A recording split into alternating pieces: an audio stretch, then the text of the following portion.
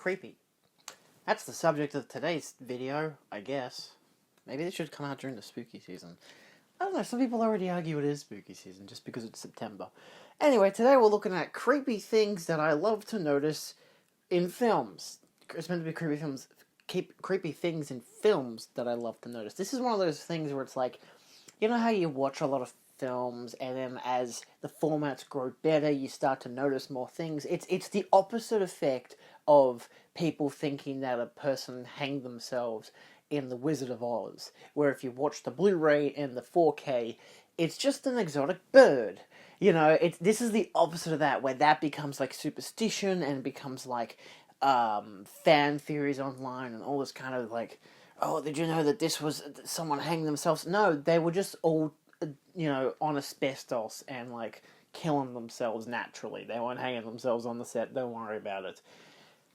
But we're talking about other things during movies that I find to be creepy that I think are absolutely like wonderful and people don't notice them a lot of the times. I have 4 examples. One of them's technically a deleted scene, so we'll kind of get into that.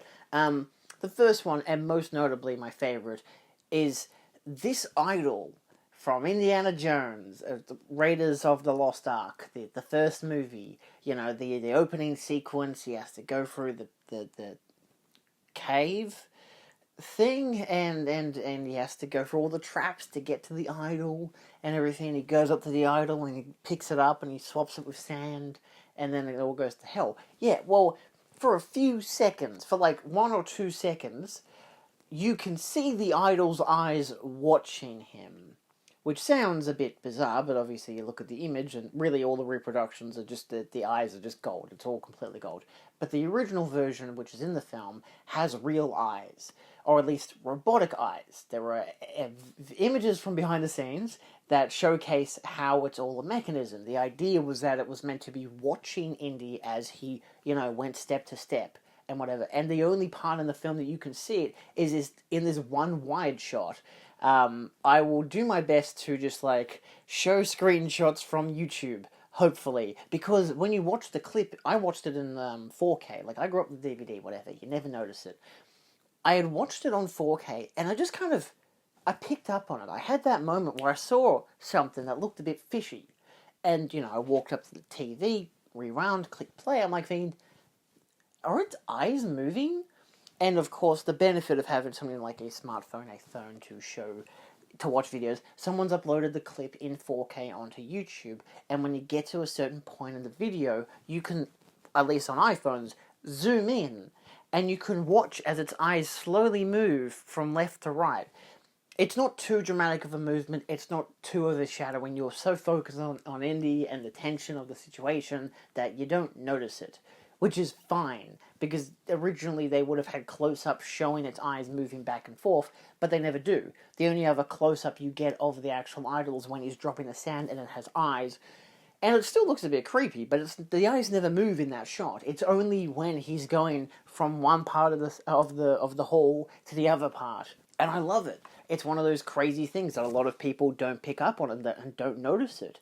And again, the benefit of having a smartphone or whatever is that you can zoom in on the image as it moves. So I don't know how much footage I can actually show in this video, because of course Disney owns bloody Indiana Jones now, and I don't know, copyright reasons as to how much of it I can show, but it is just 2 seconds of the video, which is insane. And again, it doesn't add anything to it, it's just one of those things that they were going to do, they cut it out of the final product, there's no deleted scenes, only behind the scenes stills showing the mechanism that they had for it, and it's insane, and it's so fucking creepy. And that's why it's my favorite one, but let's move on, because we've got other things to talk about. Another one is in Batman Forever. Batman Forever, what a kooky dooky film.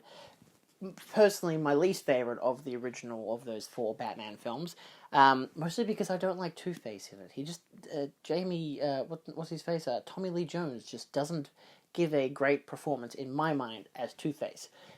However, then there's the Riddler, and there's a great scene where they meet in the film in Two-Face's lair. It's built like a face. Half of it's weird, the other half is a different kind of weird. I can't exactly remember the decor, but in the film, at least in the Blu-ray version that I've seen, because it's all wide and whatever, there's a shot from the film where I'm really hoping I can find some kind of a visual reference in some clip on YouTube. You can see the Riddler just standing off screen. But he's not off screen, he's on screen. He's just to the side of the set. And you can just see him standing there, purely still like a statue.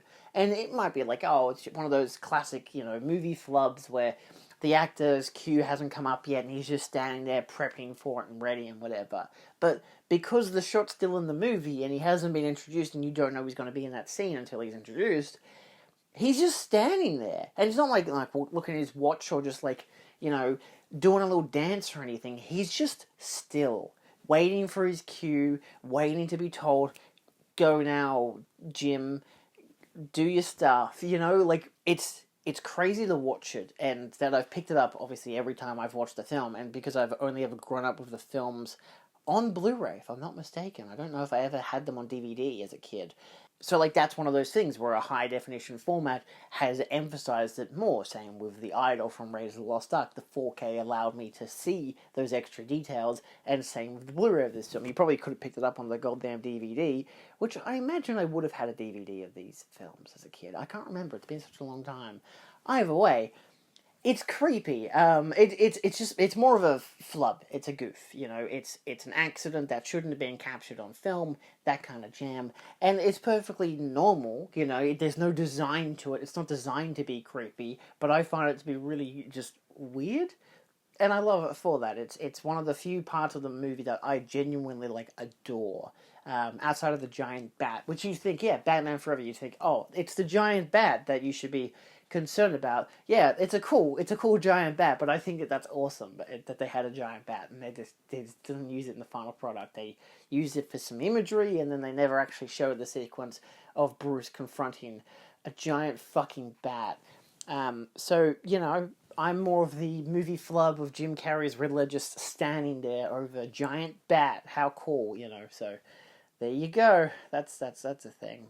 This next one was one that I saw. I think it was a TikTok about it, actually. Someone talking about the details. They had a facehugger from Alien. And, some new one had come out. They bought a life-size replica, whatever, that you could wrap around someone's face, all this kind of jazz. And they were pointing out to me, they're like, oh, you've probably never noticed this before. And I'm like, he's going to talk about the fingernails, isn't he? And he's like, you've never noticed this before. Look at all these details and whatever. But you've never seen this before. I'm like, it's going to be the fingernails. I've known about this for years. I watch these movies a lot. And, it's the fingernails. They have fucking fingernails. Because their fingers, really long fingers, are designed like hands. Who'd have thought it, Giga put it in some kind of extra additional subtext as to maybe the facehugger means something in terms of assault. Ha ha ha ha. Oh god. So, there's that merit of, what it actually represents and whatever. But then you just look at it on a general basis and you're like, yeah, the facehugger's already creepy as it is and a terrifying creature. And it also just has fingernails because it's just running on fingers the whole goddamn time. And I need to buy a life-size prop of the facehugger at some stage. A lot of the times they're plushies, and I'm like, yeah, sure, whatever, but you gotta get one that showcases the details like this guy had, and I'm like, look, it's cool that this video emphasizing details of things that you probably wouldn't have noticed because they're so minute. This one being more like the, idol from Raiders of the Lost Ark, where it's it has this designed element that isn't overly emphasized, but if you notice it, because it's still there, it's creepy. Obviously, for Alien, it implies a lot more than a fertility idol that happens to be watching someone, but again, emphasizes the supernatural elements for Raiders, because again, you look at the Lost Ark, you look at the rest of the goddamn series, and how there's a lot of supernatural elements in that series, so of course, a fertility idol happens to have moving eyes, and of course, the facehugger happens to have fingernails. I wonder if it manicures itself or not, or if its existence is so small and short that it doesn't need to. Also, I wonder if they grow, because it's the implication that it has the slots for fingernails and it has the look of fingernails, but that doesn't actually mean that they are actively like actual fingernails. So, it's a curiosity. But again, they have such a short life cycle, you probably wouldn't expect them to grow. That would be even weird. Imagine you just hear tap, tap, tap, tap, tap, tap, because it's got really long fingernails as they chase after you, because it's been waiting for a human victim for years. That would be funny. Anyway, last but not least, we have one that is more of a wish fulfillment. One that I wish this was more prominent in the film that it is in, and this is the spooky space kook. That guy from Scooby-Doo to Monsters Unleashed, because he's in the movie. I love the space kook. Everyone has their favourite monster from the original series. You know, most people have it as like the Phantoms or Captain Cutler or even the Black Knight. You know, a lot of the times it's the same guys and whatever. And I mean, Captain Cutler's still in the movie, so was the Black Knight, the Phantom Ghost, all that kind of stuff. A lot of them are in the live action movie, which is great. In this case, the second film. But something I had noticed, I think this would have been after I had bought the Blu-ray set of the original show, found the Space Kook episode, and was watching that and being like, what the hell is this guy? He's so cool. Like, you know, it's one of those things. It's a TV show. It's been on the Yonkers, obviously, and I'd seen a bunch of reruns, but I'd never fully watched the whole show. To be honest, still haven't, because so many of the episodes are so much the same. It's like, you kind of got to watch one episode a week, maybe, you know, because they're so identical. But nevertheless, it's one of those that he's a creepy creature. He's meant to be an alien, and he's got this skull in his, you know, glass jar head. But it has this element where, like, he has this kooky laugh, and I love it. Now, this detail isn't as prominent in the film. He's in a background shots for the museum that's at the start of the movie, and you don't see him after that. He's just a background detail. Him and a couple other creatures were never taken, which is disappointing. As someone who loves, you know, the space kook, he could have made a hell of an impact by being brought to life. You know, they even emphasize in the second half of the film where they've taken all the rest of the costumes, and they still never use the space kook. However, there are some deleted scenes, and one of my many loves with the Scooby-Doo movies, the live-action ones, are the deleted scenes. Holy shit, there's a lot of stuff in those deleted scenes. And they actually have deleted scenes to do with the space kook, involving a close-up to show him more ominously, but they also have a sequence where his eyes begin to glow, or at least, unless I'm doing a Mandela effect, I'm pretty goddamn sure his eyes glow at one stage, just for the extra gag, just to, you know, spook out the kids, or make the nerds go, oh my god, he's a space kook, he's alive, you know. There's no evil laugh, there's nothing crazy about it. He doesn't really replicate the version of himself from the original goddamn animation, but I love it. And it's just one of those things where I can point it out and be like, it's the space kook, there's my boy. So he's not necessarily a creepy element, but it's the idea of him being there that is creepy to me, especially because obviously the deleted scene kind of implies that it's alive, but maybe it was meant to be alive and they just cut it out of the film because after the opening act they realized, we're not going to use this guy. We're going to have him as a background thing for the fans, and we're going to leave it at that. So, yeah, those are 4 creepy things that I love picking up on in films. Most of them, again, like with Batman, is a flub. Like with Scooby-Doo, it's just a background detail. And like with Raiders and Alien, it's just something you wouldn't really notice, probably ever, unless you really, really looked hard enough. Like, I don't know if you'd even notice the fingernails on the facehugger in the first Alien film.